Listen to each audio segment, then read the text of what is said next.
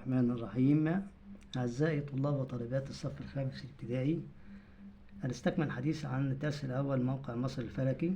قبل ما نستكمل الحديث بطلب من حضراتكم ترك لايك سبسكرايب وتعليقات من أجل إرسال المزيد من الفيديوهات التعليمية. عرفنا سابقا أن الموقع الفلكي هو موقع المكان بالنسبة لخطوط الطول ودوائر العرض، ده التعريف بتاعنا. وتحدثنا عن الموقع الفلكي لوطننا العزيز مصر، ان مصر تمر بين خطي طول من 25 الى 37 شرقا، وبين دائرتي عرض من 22 ونص ل 31 ونص شمال. واخدنا دوائر العرض الرئيسية اللي هي تشمل دائرة العرض الرئيسية الاستواء درجتها 0، ودي بتقسم الكرة الأرضية إلى شمال وجنوب. هناك دوائر عرض فرعية اللي هي مدار السرطان 23.5 درجة تقع شمال دائرة الاستواء، والدائرة القطبية الشمالية 66.5 درجة تقع شمال دائرة الاستواء شمال مدار السرطان، ثم القطب الشمالي أو نقطة القطب الشمالي درجتها 90.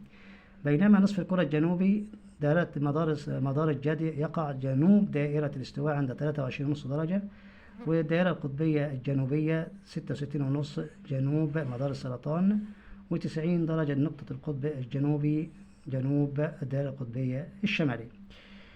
هنا يستدعي الحديث نعرف دائرة العرض الرئيسية اللي بتمر في مصر هي مدار السرطان، بتمر في أقصى جنوب مصر، وبالتالي محافظات قنا وسوهاج والأقصر وأسوان من أكثر محافظات مصر ارتفاع درجة حرارة فصل الصيف بسبب قربها من مدار السرطان. اهتم المصريين القدماء الفراعنة أجدادنا بعلم الفلك، واستخدموا علم الفلك. معنى كلمة علم الفلك يا أولادي اللي هي مراقبة النجوم والكواكب، استخدموه في جميع مجالات حياتهم، مثل بناء الأهرامات وتحديد مواقيت الزراعة وتحديد مواعيد الأعياد الدينية. نستخلص من الحديث عن الدرس الأول موقع مصر الفلكي أن تحديد الموقع يتم باستخدام شبكات الاحداثيات. معنى كلمة شبكات الاحداثيات يا أولادي تتكون من خطوط الطول ودوائر العرض، وخطوط الطول ودوائر العرض هي خطوط ودوائر وهمية ليست حقيقية رسمها العلماء لتسهيل دراسة سطح الأرض وتسهيل تحديد الأماكن على سطح الأرض بكل سهولة. تعلمنا من هذا الدرس المقصود بالموقع الفلكي هو موقع المكان بالنسبة لخطوط الطول ودوائر العرض. موقع المكان بالنسبة لخطوط الطول ودوائر العرض. اديني مثال احنا عن تحديد التوقيت في أي مدينة أو مدينة الأخرى. الموقع الفلكي وخاصة دوائر العرض بتفيدني في تحديد خاصة خطوط الطول بتفيدني في تحديد التوقيت من مكان لآخر. طيب احنا حاليا بنمر بحدث رياضي كبير اللي هو كأس العالم. فكأس العالم بيتلعب في 3 قارات، في 3 دول اللي هي أمريكا الشمالية وكندا والمكسيك، ودول يقعوا غرب خط جرينتش، يعني في نصف الكرة الأرضية الغربي. وهناك فرق توقيت بين توقيت القاهرة وبين توقيت ال3 دول. طب أنا كيف حتى أعرف المواعيد الفرق بين الميعاد في الولايات المتحدة والميعاد مثلا في القاهرة أو الإسكندرية؟ وممكن أحدد الميعاد في مدينة لندن الساعة كام والميعاد في مدينة الإسكندرية. قال لي اديني مثال. ماشي يا مستر. المثال إذا كانت الساعة في مدينة لندن تقع على خط طول جرينتش اللي هو درجته 0، كانت الساعة 3 في لندن، واحنا عارفين لندن اللي هي عند في مدينة جرينتش وخط الطول فيها يساوي كام؟ 0. فكم تكون الساعة في مدينة الإسكندرية التي تقع عند خط طول 30 شرقا؟ 30 شرقا، 30 ايه؟ شرقا. طيب الإجابة هناخد الفرق بين خطوط الطول بين مدينة الإسكندرية ومدينة لندن. عدد خطوط الطول بين مدينة لندن والإسكندرية. مدينة لندن خط الطول فيها كام؟ 0. طب مدينة الإسكندرية خط الطول فيها كام؟ 30. يبقى 30 ناقص 0 يديني كام؟ 30 خط طول.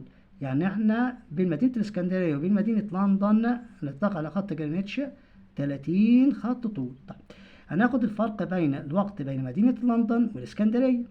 احنا قلنا قسمنا الكرة الأرضية، احنا قلنا بين كل خط الطول والتاني 4 دقائق. إذا اتجهنا بالطيارة نحو نصف الكرة الأرضية الشرقي هنزود 4 دقائق بين خط الطول والآخر.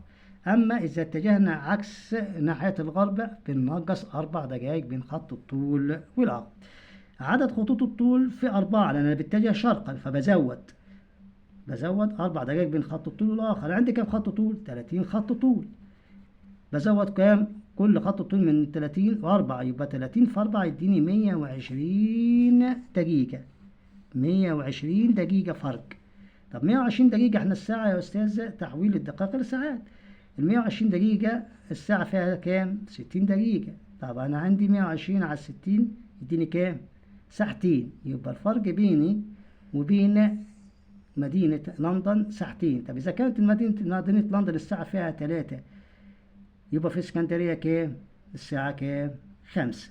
ده اللي حبيت أوضحه في حساب التوقيت وفروق الزمن. طيب هناخد ده اختبر نفسك. تعال مع بعض نختبر نفسك ونختبر ذكائك. أنا عندي شكل مجسم للكرة الأرضية زي ما حضرتك شايف. يقول لك السؤال الأولاني: ادرس الشكل المقابل ثم أكمل. تمثل دائرة الاستواء رقم. فين دائرة الاستواء يا أستاذ؟ أول ما أفكر دائرة الاستواء يبقى دائرة أفقية. دائرة مين؟ أفقية، تقسم الكرة الأرضية إلى شمال وجنوب. الاستواء يبقى رقم كام؟ 2. تمام زي الفل. طب خط الطول، خط يا اخوانا يبقى رأسي بالطول كده. خط الطول يبقى رأسي كده زي ما انا ايه راسمينه كده. يبقى خط الطول الرئيسي اسمه ايه؟ جرينتش، يمثل رقم كام؟ 1. زي الفل. هنا مدار الجدي، انا خدت مدار السرطان ومدار الجدي، وده القطبة الشمالية وده القطبة الجنوبية. هو بيقول لك هنا ايه؟ مدار الجدي يمثله رقم كام؟ احنا عارفين ان مدار السرطان يقع شمال دائرة الاستواء. دي دائرة الاستواء اللي تقع شمالها دي السرطان، اللي تقع جنوبها وانت مغمض جدي.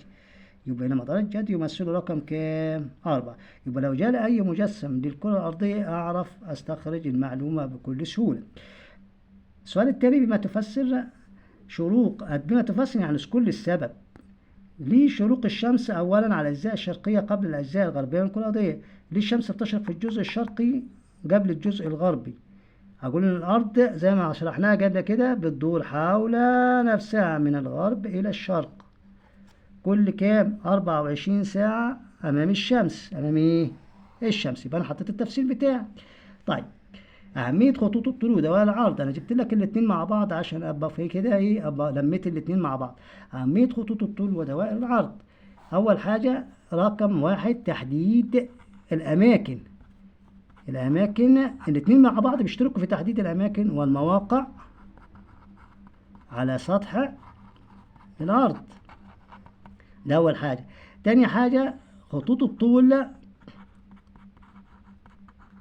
تفيدني أو تفيدنا في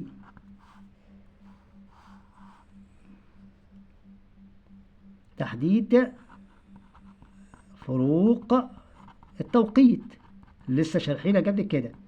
بينما دوائر العرض تفيدنا في دراسة المناخ. دراسة ايه؟ المناخ. وانا اخدت دراسة المناخ من حيث الحرارة والرياح والامطار والضغط الجوي. طيب يجي لك سؤال ولازم تتدرب على الاسئله دي. يقول لك دلل على صحة العبارة. دلل يعني اثبت لي ان العبارة صحيحة. هي العبارة صحيحة. طب ايه اللي من اللي انت درسته بيثبت لي ان العبارة صحيحة؟ اهتمام المصريين القدماء بعلم الفلك واستخدموه في حياتهم. ايه اللي يدل الاثبات ان المصريين القدماء اهتموا بعلم الفلك؟ اول حاجه استخدموه في ايه؟ استخدموه في حياتهم فين؟ اول حاجه استخدموه في بناء الاهرام. بناء الاهرامات زي ما قلنا. تحديد مواعيد الزراعه. تحديد مواعيد الأعياد الدينية. طيب هنيجي اختر الإجابة الصحيحة وركز فيها شوية واقرأ السؤال مرة واثنين وثلاثة قبل ما أتسرع وأختار الإجابة. رقم ألف: إحدى دوائر العرض الرئيسية. أنا بتكلم إحدى دوائر العرض الرئيسية ودرجتها 3. أول ما أسمع 23.5 شمال يبقى بتكلم شمال دائرة إيه؟ الاستواء. يبقى هنا شمال دائرة الاستواء، هنا جنوب دائرة إيه؟ الاستواء. هو بيقول لك 23.5 شمال دائرة الاستواء، بيتكلم عن مين؟ عن مدار السرطان. مدار مين؟ السرطان. طب لو قال لي 23.5 جنوبا، يبقى جنوب دائرة الاستواء، يبقى بيتكلم عن مدار ايه؟ الجد. تمام يا اخوانا؟ طيب يبقى بس على الرقم الاول وحدث شمالا او جنوبا. هنا رقم ب، دائرة العرض الرئيسية تسمى دائرة العرض. احنا خدنا دائرة العرض الرئيسية درجتها صفر اللي بتقسم الكرة الأرضية إلى شمال وجنوب، سماها ايه؟ دائرة الاستواء. برافو عليكم شطار. هنا دائرة العرض الرئيسية اللي تمر جنوب مصر، احنا خدنا دائرة عرض رئيسية بتمر في جنوب مصر، هل هي الاستواء ولا السرطان ولا الجدية؟ في جنوب مصر، وقلنا تؤدي لارتفاع درجة الحرارة في عدة محافظات زي قنا والأقصر وأسوان اللي هي عندي مدار السرطان. برافو عليك. كده يبقى أنا انتهينا من اختبر نفسك.